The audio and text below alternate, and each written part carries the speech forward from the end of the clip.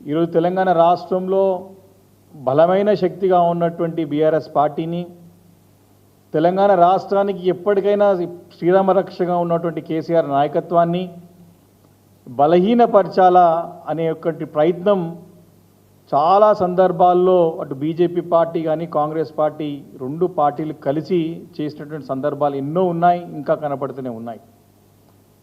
దానికి ఇంకా బలం చేకూర్చే విధంగా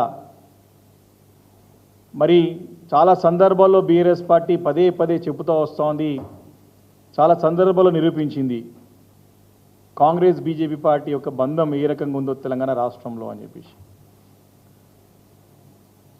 ఢిల్లీలో కుస్తీ, గల్లీలో దోస్తీ, ఇది బీజేపీ కాంగ్రెస్ పార్టీ యొక్క పరిస్థితి.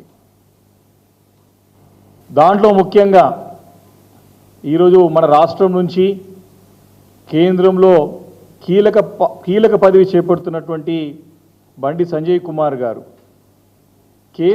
కేంద్రంలో హోంశాఖ సహాయ మంత్రిగా పనిచేస్తూ ఉన్నారు. మేము చాలా సందర్భాల్లో చెప్పినాం, వీరు కేంద్రంలో హోంశాఖ సహాయ మంత్రిగా కాదు, ముఖ్యమంత్రి రేవంత్ రెడ్డి గారికి సహాయ మంత్రిగా పనిచేస్తూ ఉన్నారు.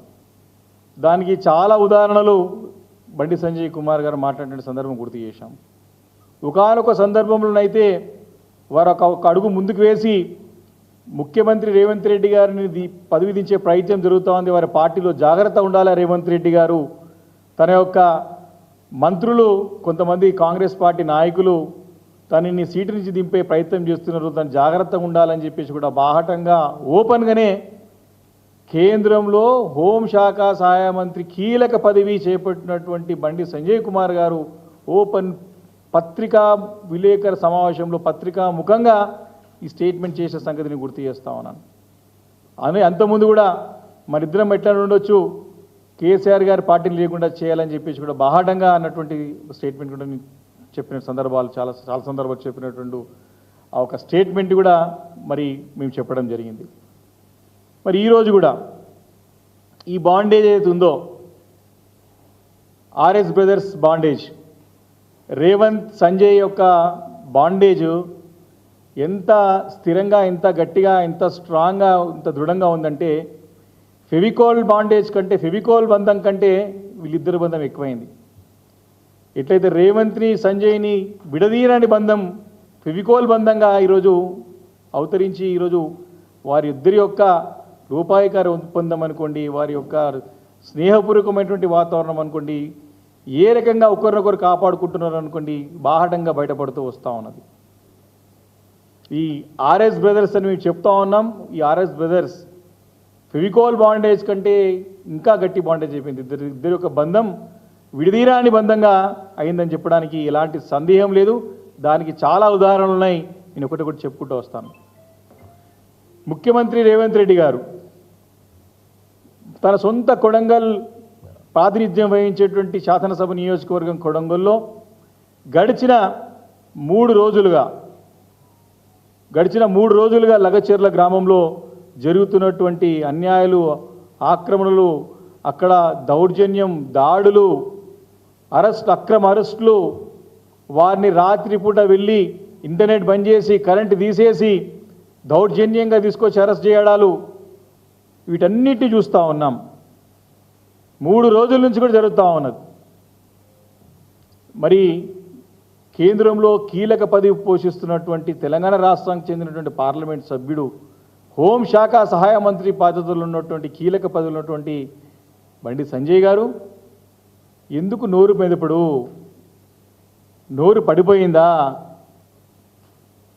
వారి సొంత పార్టీ లగచర్ల గ్రామానికి, అక్కడ చుట్టుపక్కల తాండాలు, మహబూబ్ నగర్కి ప్రాతినిధ్యం వహిస్తున్నటువంటి అక్కడ పార్లమెంట్ సభ్యురాలు, జాతీయ పార్టీ ఉపాధ్యక్షురాలు డీకే అరుణ గారిని రాష్ట్ర పోలీసులు అడ్డుకుంటే, వారి నానా ఇబ్బందులు పెడితే, ఆ గ్రామానికి పోకుండా చాలా అంటే చాలా ఇబ్బంది పెట్టి తన కారును అడ్డుకొని పోకుండే ప్రయత్నం చేసి తను ఇబ్బంది పెట్టినటువంటి మాటని ప్రజలు బాహటంగా ప్రపంచమంతా చూసింది. కానీ ఈ ఆర్ఎస్ బ్రదర్స్ అయితే సంజయ్ తన మిత్రుడు రేవంత్ రెడ్డి గారు చేసే పని కనపడలేదు.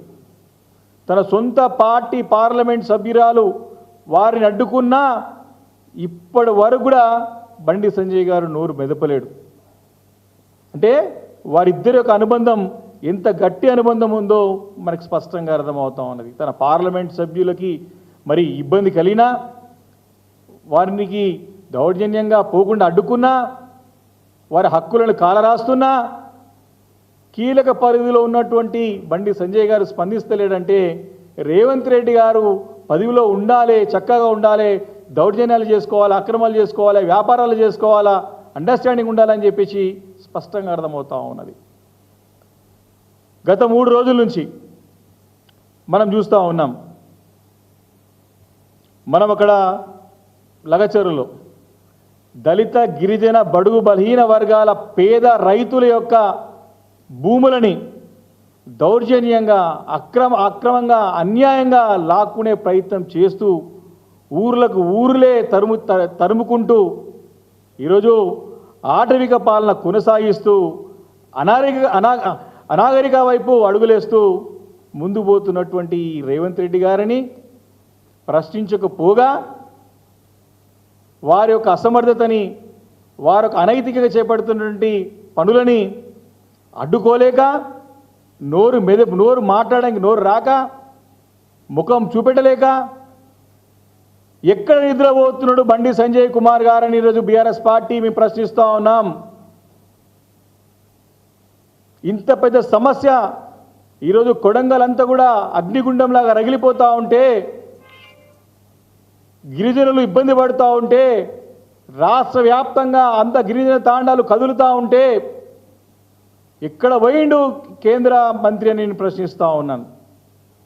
ఇంత పెద్ద సంఘటనలు, ఇంత పెద్దటువంటి మరి దౌర్జన్యాలు జరిగితే కనపడదు. కానీ కేటీఆర్ గారి బావమరిది ఇంట్లో దీపావళి దావత్ చేసుకుంటా ఉంటే, రాత్రి చేసుకుంటా ఉంటే, తెల్లవారకు ముందుకే తన మిత్రుడు రేవంత్ రెడ్డి గారు ఫోన్ చేయగానే పోలీస్ ఎఫ్ఐఆర్ కాకముందుకే స్పందిస్తారాయన.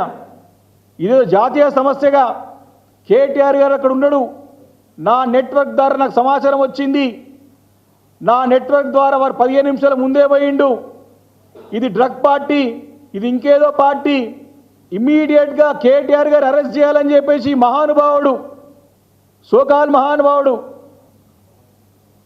నెట్వర్క్ ఉందని చెప్పుకునేటువంటి మహానుభావుడు డిమాండ్ చేశాడే. ఇప్పుడు ఎక్కడ పోయిండని ప్రశ్నిస్తూ ఉన్నాం. ఆయన నెట్వర్క్ అంటాడు, ఆయనకు నెట్టు లేదు, వర్క్ లేదు, వర్తు లేదు. ఈరోజు తన నెట్వర్క్ ద్వారా తన సమాచారం సేకరించినటువంటి ఈ కేంద్ర హోంశాఖ సహాయ మంత్రికి నెట్టు లేదు, ఆయనకు వర్క్ లేదు, వర్తు లేదు. ఇంత పెద్ద ఎత్తున దహనకాండ జరుగుతూ ఉంటే అక్కడ కొడంగల్లో దాన్ని ప్రశ్నించాడు. కానీ ఈరోజు ఇటువంటి సమస్యలని ఏదో చిన్న వ్యక్తిగతంగా టార్గెట్ చేసి, అంటే ఇద్దరు కలిసి టార్గెట్ చేస్తున్నారని చెప్పి స్పష్టంగా మరొకసారి రుజువైంది. ఈరోజు